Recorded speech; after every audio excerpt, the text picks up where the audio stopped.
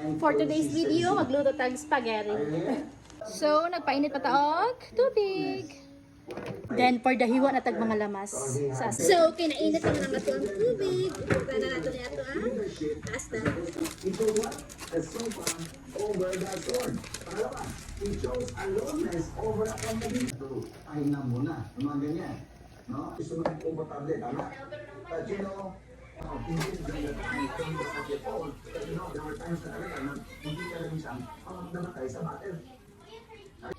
So, the Lord, in comfort, when you are in stages na maganda at ang ganda, yung total sacrifice,